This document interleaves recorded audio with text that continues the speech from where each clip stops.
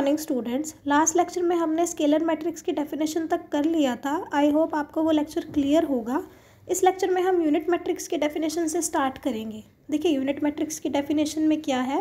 A square matrix is said to be unit matrix or identity matrix if all its non diagonal elements are zero and each of its diagonal element is unity. देखिए ऐसी square matrix जिसके non diagonal elements तो zero हों और diagonal elements unity हों उसे हम unit matrix बोलेंगे। यूनिट मैट्रिक्स को हम आइडेंटिटी मैट्रिक्स भी कहते हैं। देखिए एग्जांपल के थ्रू देखते हैं इसको। इन्होंने एक 2x2 की मैट्रिक्स कंसीडर की हुई है। देखिए ये यूनिट मैट्रिक्स है बिकॉज इसके जो नॉन डायगोनल एलिमेंट्स हैं वो तो हमारे पास ज़ीरो है और डायगोनल एलिमेंट्स हमारे पास 1 है। सिमिलरली एक 3x3 ऑर्डर की यूनिट मैट्रिक्स है। इसके अंदर देखिए नॉन डायगोनल एंट्रीज सारी ज़ीरो है और डायगोनल एलिमेंट्स 1 है। नेक्स्ट मैट्रिक्स है हमारे पास ट्रायंगुलर मैट्रिक्स। देखिए ट्रायंगुलर मैट्रिक्स 2 टाइप्स की होती है हमारे पास। फर्स्ट होती है हमारे पास अपर ट्रायंगुलर मैट्रिक्स और सेकंड होती है हमारे पास लोअर ट्रायंगुलर मैट्रिक्स। देखिए first of all upper triangular matrix के बारे में देखते हैं। It is a square matrix in which all elements below the principal diagonal are zero. ये ऐसी स्क्वायर मैट्रिक्स होती है जिसके अंदर प्रिंसिपल डायगोनल से नीचे वाले सारे एलिमेंट ज़ीरो होते हैं। अब देखिए हमारे पास एक मैट्रिक्स का एग्जांपल दिया हुआ है। इस मैट्रिक्स के देखिए प्रिंसिपल डायगोनल कौन सा हुआ 1, -1 और 2। इसका सेट बना लिया तो ये हमारे पास एक प्रिंसिपल डायगोनल है। ये है हमारे पास मीन्स प्रिंसिपल डायगोनल। ये देखिए इससे नीचे की सारी एंट्रीज हमारे पास कितनी है 0 है। तो ये अपर ट्रायंगुलर मैट्रिक्स हो गई। अब नेक्स्ट है दूसरा टाइप था lower triangular matrix. Lower triangular matrix क्या होगा, इससे उल्टा हो जाएगा। ये ऐसी स्क्वायर मैट्रिक्स होगी जिसके अंदर प्रिंसिपल डायगोनल के अबव वाले सारे एलिमेंट 0 हो जाएंगे। देखिए प्रिंसिपल डायगोनल हमारा कौन सा हुआ इसके अंदर 1, 3, 5। ये हमारा प्रिंसिपल डायगोनल हुआ। देखिए ये वाला, इससे ऊपर की हमारी सारी एंट्रीज यहाँ पर 0 हैं। तो ये लोअर ट्रायंगुलर मैट्रिक्स हो गई। नेक्स्ट डेफिनेशन है हमारे पास जीरो मैट्रिक्स। जीरो मैट्रिक्स को नल मैट्रिक्स भी बोला जाता है। A matrix square or rectangular is said to be zero or null matrix if each of its element is zero. देखिए ऐसी मैट्रिक्स चाहे वो मैट्रिक्स स्क्वायर हो चाहे वो मैट्रिक्स रेक्टेंगुलर हो उसे हम ज़ीरो या फिर नल मैट्रिक्स तब बोलेंगे जब उसके सारे ही एलिमेंट ज़ीरो हो जाएं। देखिए हमारे पास एग्जांपल दिया हुआ है एक 1x1 ऑर्डर की, 2x2 ऑर्डर की मैट्रिक्स भी दी हुई है, 2x3 ऑर्डर की मैट्रिक्स भी दी हुई है एंड यहाँ पर 3x3 ऑर्डर की मैट्रिक्स भी दी हुई है। ये सब हमारे पास जीरो मैट्रिक्स है बिकॉज इसके सारे के सारे एलिमेंट्स हमारे पास क्या है ज़ीरो है। नेक्स्ट डेफिनेशन है हमारे पास कंपैरेबल मैट्रिसेस। देखिए कंपैरेबल मैट्रिसेस क्या होंगी, 2 matrices A and B are said to be comparable if and only if they are of same type और ऑर्डर। देखिए 2 मैट्रिसेस A और B को आप कंपैरेबल तब कह सकते हैं जब उनका ऑर्डर जो होगा वो सेम होगा। एग्जाम्पल के थ्रू देखते हैं इस चीज़ को। देखिए यहाँ पर हमें 3 मैट्रिसेस दे रखी हैं A, B, C। Matrix A का ऑर्डर हमारे पास 2x3 है, मैट्रिक्स B का ऑर्डर भी हमारे पास 2x3 है और मैट्रिक्स C का ऑर्डर हमारे पास 3x2 है। देखिए हम मैट्रिक्स A और B को कंपैरेबल बोल सकते हैं बिकॉज दोनों का ऑर्डर सेम है। लेकिन अगर हमें कहा जाए कि मैट्रिक्स A और C कंपैरेबल है या नहीं तो हमारा आंसर होगा नो बिकॉज दोनों का ऑर्डर सेम नहीं है। अब देखिए नेक्स्ट डेफिनेशन है हमारे पास equal matrices. 2 matrices A and B are said to be equal if they are of same order. देखिए 2 मैट्रिसेस A और B हैं हमारे पास, उनको हम इक्वल तब कहेंगे, पहली बात तो ये कि उनका ऑर्डर सेम होना चाहिए and the elements in the corresponding position of the 2 matrices are equal, that is Aij equals to Bij for all I and j। Second condition क्या हुई कि कॉरस्पॉन्डिंग पोजीशन पे जो एलिमेंट्स पड़े होंगे दोनों मैट्रिसेस के वो भी इक्वल होने चाहिए। एग्जाम्पल देखिए इसका, 2 मैट्रिसेस दी हुई हैं दोनों इक्वल। देखिए कह रहे हैं कब होगी, इफ़ A इक्वल्स टू 3 होगा, B इक्वल्स टू 8 होगा, C इज इक्वल्स टू 0 होगा। जब ये 3 वैल्यूज़ इक्वल होंगी मतलब A की वैल्यू जब हमारे पास 3 हो जाएगी। देखिए क्योंकि पहली मैट्रिक्स में कोरस्पॉन्डिंग पोजीशन A और 3 है, दूसरी में देखिए यहाँ पर B हमारा इस पोजीशन पे पड़ा है और 8 इस पोजीशन पे पड़ा है, तो ये कोरस्पॉन्डिंग पोजीशंस होगी दोनों मैट्रिसेस की। तो जब ए की वैल्यू 3 हो जाएगी, बी की वैल्यू 8 हो जाएगी और हमारी सी की वैल्यू 0 हो जाएगी, उस केस में हम कहेंगे कि हमारी मैट्रिसेस इक्वल है। मतलब एलिमेंट्स कोरस्पॉन्डिंग पोजीशन पे इक्वल भी होने चाहिए और दोनों मैट्रिसेस सेम ऑर्डर की भी होनी चाहिए। देखिए यहाँ पर दोनों मैट्रिसेस सेम ऑर्डर की तो हैं, तो ये इक्वल मैट्रिसेस का एग्जाम्पल हुआ। अब देखिए हम अपने एग्जाम्पल्स देखते हैं। हमारे पास एग्जाम्पल नंबर 1 है। क्या कह रहा है इसके अंदर? इन द मैट्रिक्स, आपको एक मैट्रिक्स दे रखी है 2 5 19 -7 35 -2 5/2 12 √3 1 -1 17। ये एक मैट्रिक्स दी हुई है हमें क्या करना है? सबसे पहले पार्ट में तो बताना है कि इस मैट्रिक्स का ऑर्डर क्या है। तो देखिए इस मैट्रिक्स में हमारे पास ऑर्डर के लिए हमने क्या कहा था? पहले हम रोज़ लिखते हैं फिर हम कॉलम्स। तो देखिए इसके अंदर नंबर ऑफ़ रोज़ हमारे पास 3 है और नंबर ऑफ़ कॉलम्स हमारे पास 4 है। तो इस मैट्रिक्स का ऑर्डर हमारे पास हो जाएगा 3/4। ठीक है बच्चों। सो बी पार्ट देखिए, द नंबर ऑफ़ एलिमेंट्स। इस मैट्रिक्स में कितने नंबर ऑफ़ एलिमेंट्स हैं? देखिए जितनी रोज़ हैं और जितने कॉलम्स हैं, जब आप उन दोनों को मल्टीप्लाई कर देंगे, देखिए हमारे पास हमने अभी फर्स्ट पार्ट में किया कि हमारे पास यहाँ पर कितनी रोज़ थी? 3 रोज़ थी और 4 कॉलम्स थे। मैं इनको मल्टीप्लाई कर देती हूँ, तो मल्टीप्लाई करके जो आंसर आएगा उतने ही मैट्रिक्स में एलिमेंट्स होंगे। तो 12 एलिमेंट्स होंगे इस मैट्रिक्स में हमारे पास। अब देखिए नेक्स्ट पार्ट हमारे पास क्या है? The element A13 A21 A33 A24 A23। हमें ये सारे एलिमेंट्स दे रखे हैं, हमें बताना है कि इनकी वैल्यू क्या होगी। देखिए फर्स्ट एलिमेंट हमारे पास है A13। A13 का मतलब क्या हुआ? Elements corresponding to first row and third column. A13 का मतलब ये हुआ हमें फर्स्ट रो और थर्ड कॉलम का एलिमेंट देखना है। देखिए फर्स्ट रो हमारे पास 2 5 19 7 है और थर्ड कॉलम हमारे पास ये वाला है। तो इसके अंदर हमारे पास कौन सा एलिमेंट पड़ा है? इसके अंदर हमारे पास जहाँ फर्स्ट रो और थर्ड कॉलम बन रहा है उसके अंदर हमारे पास एलिमेंट पड़ा है 19। तो हमारा आंसर A13 का आ गया 19। सिमिलरली सेकंड देखिए A21 का मतलब हमारे पास क्या हुआ? सेकंड रो और फर्स्ट कॉलम। तो सेकंड रो हमारे पास ये है और फर्स्ट रो कॉलम ये है। तो इसके अंदर हमारे पास कितना आया? इसके अंदर हमारे पास आया 35। तो 35 हमारा A21 हो गया। सिमिलरली अगर हमें A33 फाइंड आउट करना है तो वो क्या हो जाएगा? थर्ड रो और थर्ड कॉलम। तो थर्ड रो और थर्ड कॉलम में हमारा एलिमेंट पड़ा है -5। नेक्स्ट है हमारे पास अगर A24 देखना है हमने, तो A24 का मतलब क्या हुआ? सेकंड रो फोर्थ कॉलम के सेकंड रो और फोर्थ कॉलम कौन सा है हमारे पास? 12 हो गया हमारा A24 ऐसे देखने पर। सिमिलरली नेक्स्ट हमारे पास है A23 का मतलब क्या हुआ? Element corresponding to second row and third column. Second row और थर्ड कॉलम के कॉरस्पॉन्डिंग कौन सा एलिमेंट हमारे पास पड़ा है? 5/2। तो हमारा A23 आ गया 5/2। अब देखिए नेक्स्ट है हमारे पास example number 2। Give an example of a diagonal matrix. हमें क्या करना है? एक डायगोनल मैट्रिक्स का एग्जाम्पल देना है। तो देखिए हमने डायगोनल मैट्रिक्स की डेफिनेशन बहुत अच्छे से की थी। क्या था उसके अंदर?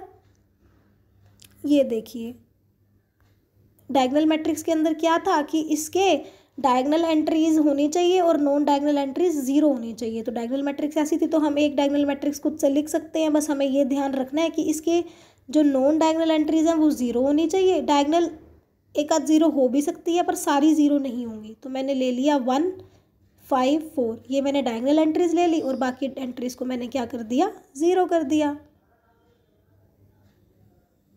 तो ये मेरे पास एक डायगोनल मैट्रिक्स बन गई। नेक्स्ट है हमारे पास, हमें एक स्केलर मैट्रिक्स का एग्जांपल देना है। तो स्केलर मैट्रिक्स के अंदर हमारे पास क्या होता था? नॉन डायगोनल एंट्रीज तो 0 होती थी और डायगोनल एंट्रीज सेम होती थी। तो ये इन्होंने एक एग्जांपल लिया हुआ है स्केलर मैट्रिक्स का। नेक्स्ट है हमारे पास, हमें एक ऐसी मैट्रिक्स बतानी है जो कि डायगोनल तो हो बट स्केलर ना हो। तो क्या फ़र्क होता था? डायगोनल और स्केलर में एक बात तो कॉमन थी कि नॉन डायगोनल एंट्रीज 0 होनी चाहिए, बट स्केलर डायगोनल से अलग क्यों होती थी? क्योंकि स्केलर के अंदर सारी एंट्रीज सेम होनी चाहिए। तो इसके अंदर हमने क्या करा? एंट्री को, डायगोनल एंट्रीज को आप क्या करो? सेम ना रख के थोड़ा डिफरेंट कर लो। तो वो मैट्रिक्स डायगोनल तो कहलाएगी बट स्केलर नहीं होगी। देखिए नेक्स्ट है हमारे पास question number 3। If a matrix has 24 elements, अगर एक मैट्रिक्स के पास 24 एलिमेंट्स हैं, what are the possible order it can have, तो उसके पास क्या पॉसिबल ऑर्डर्स हो सकते हैं? देखिए इसमें क्या है, we know that if a matrix is of order p by q then it has p q elements. अभी अभी हमें देखा हमने क्वेश्चन नंबर 1 में भी कि अगर किसी मैट्रिक्स का ऑर्डर p बाई क्यू है तो उसके एलिमेंट्स उसमें कितने हो जाएंगे, p क्यू हो जाएंगे। तो इसलिए thus to find all possible orders of a matrix with 24 elements we have to find ordered pair of natural number whose product is 24। तो इसलिए हमें क्या करना पड़ेगा, हमें नेचुरल नंबर के एक ऑर्डर्ड पेयर देखने पड़ेंगे, वो जिनकी प्रोडक्ट 24 आती है। तो हमने वो पेयर्स ढूंढ लिए। फर्स्ट पेयर जैसे है 1,24, सेकेंड हो गया हमारा 2,12, थर्ड हो गया हमारा 8,3, फोर्थ हो गया हमारा 4,6, सिक्स हो गया हमारा इसका रिवर्स 6,4, सेवन्थ हो गया अब हमारा, हमने 8,3 ले लिया था तो अब हम 3,8 ले लेंगे। फिर उससे नेक्स्ट हमारा 2,12 का रिवर्स हो गया 12,2, उससे नेक्स्ट हमारा क्या हो जाएगा 1,24 का उल्टा 24,1। तो इसलिए अब हमारे पास कितने पॉसिबल ऑर्डर्स आ गए, एक तो हो गया 1/24 फर्स्ट ऑर्डर, सेकेंड ऑर्डर हो गया हमारे पास 2/12, थर्ड 3/8, 4/6, 6/4, 8/3, 12/2, 24/1। तो टोटल काउंटिंग में हमारे पॉसिबल ऑर्डर्स कितने आ गए 8। तो देयरफॉर अगर किसी मैट्रिक्स के पास 24 एलिमेंट्स हैं तो उसके पॉसिबल ऑर्डर्स 8 हो जाएंगे। सो नेक्स्ट क्वेश्चन है हमारा question number 4, construct a 3/3 matrix whose elements are given by. देखिए फर्स्ट पार्ट में क्या है, A I J equals to I plus जे।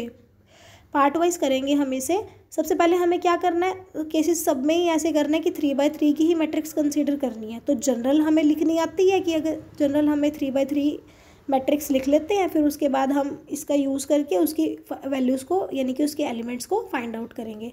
तो हमारे पास 3/3 की जनरल मैट्रिक्स क्या हो जाएगी, capital A is equals to 3/3 का मतलब हमारे पास 3 रोज होनी चाहिए और 3 ही कॉलम्स होने चाहिए।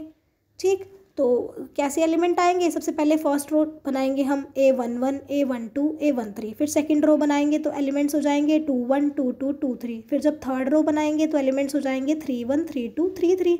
तो ये हमारे पास एक 3/3 की मैट्रिक्स तैयार हो गई। अब हमें करना क्या है, हमें तो इन एलिमेंट्स की वैल्यू फाइंड आउट करनी है। तो इन एलिमेंट्स की वैल्यू हम फाइंड आउट किसके यूज़ से करेंगे, जो हमें गिवन है A I J equals to I plus जे। अब देखिए इसका यूज़ करके हम सारे एलिमेंट्स की वैल्यू निकालेंगे। तो सबसे पहले हम A11 की वैल्यू निकालते हैं। A11 का मतलब क्या हुआ हमारे पास कि I की वैल्यू भी 1 है और J की वैल्यू भी 1 है। तो जब हम I और J की वैल्यू इसके अंदर डालेंगे तो हमारा क्या हो जाएगा 1 + 1 2। सिमिलरली हम A12 की वैल्यू निकालेंगे, हमारे पास 3 आ गई। जब हम A13 की वैल्यू निकालेंगे तो 4 आ गई। सिमिलरली जब हम A21 की वैल्यू निकालेंगे तो I की जगह 2 पुट करेंगे, J की जगह 1, तो हमारे पास 3 आ गई। ऐसे करके आप सारे एलिमेंट्स की वैल्यू निकाल लोगे। जब आप सारे एलिमेंट्स की वैल्यू निकाल लोगे, निकालने के बाद आपको फर्दर इसके अंदर सारे एलिमेंट्स की वैल्यू पुट कर देनी है, तो हमारी मैट्रिक्स A क्रिएट हो जाएगी। ठीक है, सो नेक्स्ट पार्ट में हमें क्या कहा था, अब यहाँ पर बस थोड़ा सा चेंज हो गया। मैट्रिक्स तो 3/3 की ही आपने जनरल लेनी है, बस यहाँ पर एलिमेंट्स में क्या चेंज आ गया कि हमारे पास कंडीशन आ गई अब ए I J equals to I minus जे। वहाँ पर आई प्लस जे था, इस पार्ट में हमें आई माइनस जे करके यूज़ करना है। तो आपके पास मैट्रिक्स तो आपको जनरल पता है कि ये मैट्रिक्स 3/3 की बनानी है, तो क्या हो जाएगा A11, A12, A13, similarly A21, A22, A23, फिर से नेक्स्ट रो आ जाएगी 31, 32, 33। अब हमें बारी बारी करके इनकी वैल्यूज़ निकालनी है। देखिए A11 का मतलब क्या हुआ कि I की वैल्यू भी 1 हुई और हमारी J की वैल्यू भी 1 हुई, तो 1 - 1 हमारे पास 0 हो गया। सिमिलरली A12 की वैल्यू आप इसके अंदर पुट करके निकाल सकते हैं। A13 की भी निकाल सकते हो। 21 की निकालोगे तो I की जगह अब यहाँ पर हमारे पास I की जगह हो गया, I की जगह तो अब हमारे पास 2 हो गया और J की जगह हमारे पास 1 हो गया, तो 2 - 1 = 1, तो हमारे पे 21 की वैल्यू आ गई 1। सिमिलरली हमारे पास 2 की वैल्यू भी निकल आएगी, 3 की वैल्यू भी निकल आएगी। सिमिलरली थर्ड रो के भी तीनों एलिमेंट्स निकल आएंगे। ये सारी वैल्यूज़ निकालने के बाद हमें जनरल मैट्रिक्स में पुट करनी है, तो हमारी A की वैल्यू फाइंड आउट हो जाएगी। यही हमारी रिक्वायर्ड मैट्रिक्स होगी। सिमिलरली हमारे पास थर्ड पार्ट है। देखिए थर्ड पार्ट में क्या हो गया, ए I J equals to I into जे हो गया। बस कंडीशन थोड़ी चेंज हो रही है, पैटर्न वही है। तो 3/3 की ही मैट्रिक्स हमारे पास जो जनरल थी, हमें उन एलिमेंट्स की वैल्यू फाइंड आउट करनी है। बस यहाँ पर क्या हो गया, वहाँ आई माइनस जे था, यहाँ आई इंटू जे हो गया, तो बस हमने इसके अंदर पुट करनी है। सबसे पहला हमारा A11 है, A11 का मतलब I की भी वैल्यू 1 पुट करनी है ऊपर वाले में और J की वैल्यू भी 1 रखनी है, तो 1 × 1 1 हो जाएगा। सिमिलरली आप बाकी सारे एलिमेंट्स की वैल्यू भी इसके अकॉर्डिंग निकाल लोगे और उसके बाद उसको जनरल मैट्रिक्स में पुट कर दो कि आपके पास रिक्वायर्ड मैट्रिक्स आ जाएगी। नेक्स्ट पार्ट में अब हमारे पास क्या हो गया, Aij I/J फॉर्म का दे दिया, तो जब हम A11 की वैल्यू निकालेंगे तो वो क्या हो जाएगा 1/1, दैट इज़ 1। ऐसे ही करके आप बाकी सारे एलिमेंट्स की वैल्यू भी निकाल लोगे और एलिमेंट्स की वैल्यू निकालने के बाद आप जनरल मैट्रिक्स में पुट करोगे, आपकी ये रिक्वायर्ड मैट्रिक्स हो जाएगी। So our next example is construct a 2/3 matrix whose elements are given by Aij equals to I-2j का होल स्क्वायर बाय 2।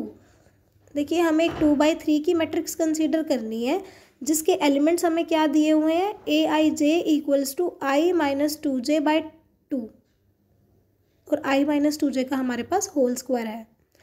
तो इसमें क्या होगा, देखिए हमारे पास 2/3 की मैट्रिक्स कंस्ट्रक्ट करनी है हमने, तो हम जनरल मैट्रिक्स ले लेंगे अपनी 2/3 ऑर्डर की, यानी कि इसके अंदर 2 रोज होनी चाहिए और 3 कॉलम्स। तो ऐसे ही हमने एक मैट्रिक्स कंसीडर कर ली। अब हमें Aij की वैल्यू तो ये दी हुई है, तो हमें क्या करना है, इस कंडीशन का यूज़ करके हमें अपने सारे ही एलिमेंट्स की वैल्यू फाइंड आउट करनी है।